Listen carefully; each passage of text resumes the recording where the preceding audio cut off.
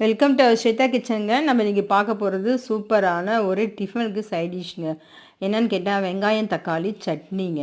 நீங்கள் இந்த மாதிரி ஒரு முறை செஞ்சு பாருங்கள். 4 இட்லிக்கு 8 இட்லியாக சாப்பிடுவீங்க.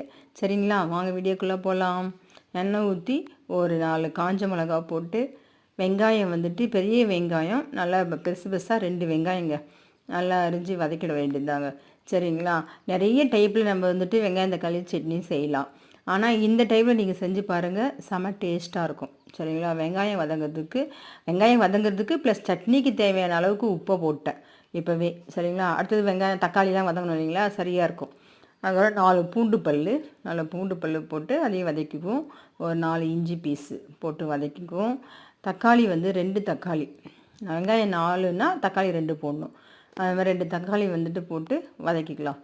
சரிங்களா? இது கூட நம்ம வெங்காயம் தக்காளி சும்மா வெறும் வெங்காயம் தக்காளி மட்டும் அரைக்கிறது அது ஒரு டைப் ஆஃப் சட்னி. இதில் இப்போ கொத்தமல்லி தழை போட்டேங்க.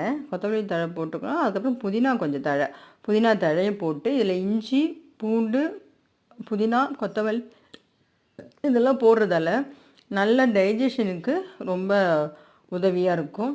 அதுக்கப்புறம் டேஸ்ட்டும் நல்லாயிருக்கும். நல்ல மருத்துவ குணத்தோடவும் இருக்கும். ஏன்னா கொத்தமல்லி புதினா இஞ்சி எல்லாமே நல்ல மருத்துவ குணம் வாய்ந்தது இல்லைங்களா, அதெல்லாமே நம்ம உடம்புக்கு நல்லதை தரும். சரிங்களா? அதனால் இந்த மாதிரி ஒரு முறை சட்னி செஞ்சு பாருங்கள், சூப்பராக இருக்கும். இது இட்லிக்கு தோசைக்கு சப்பாத்திக்கு எல்லாமே சாப்பிட்டுக்கலாம். செம டேஸ்ட்டாக இருக்குங்க. சரிங்களா? அவ்வளோதான். நல்லா வதக்கிட்டு மிக்சியில் அரைச்சி ஒரு தாளிப்பை போட்டுற வேண்டியது தாங்க. அவ்வளோதாங்க. இல்லை போட வேண்டிய இன்க்ரீடியன்ட்லாம் போட்டாச்சு நம்ம. சரிங்களா? உங்கள் வீட்லேயும் இதே மாதிரி ஒரு முறை செஞ்சு பாருங்கள். செஞ்சுட்டு எப்படி இருக்குன்னு சொல்லுங்கள்.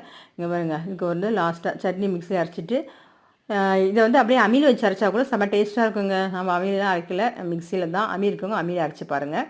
சரிங்களா? அதுக்கு ஒரு தாளிப்பு எண்ணெய் கடுகு உளுத்தம் போட்டு கருவேப்பிலை போட்டு தாளித்து கொட்டிட்டா சூப்பராக சட்னி ரெடி ஆகிடுச்சிங்க. நீங்களும் இதே மாதிரி செஞ்சு சாப்பிடுங்க. செம்மையாக இருக்குங்க. ஆனால் செம்ம டேஸ்ட்டாக இருக்குங்க. பக்கத்தில் தோசை ஊற்றிட்டே இருக்கிறோம், இங்கே சட்னி ரெடி ஆகிடுச்சு. அவ்வளோதான். போட்டு சட்னி போட்டு சாப்பிட்டுடலாம். ஓகேவா? நீங்களும் இதே மாதிரி சாப்பிடுங்க. தேங்க்யூ. சப்ஸ்கிரைப் பண்ணுங்கள். ஸ்வேதா கிச்சனுக்கு சப்ஸ்கிரைப் பண்ணுங்கள் ஃப்ரெண்ட்ஸ். Bye friends.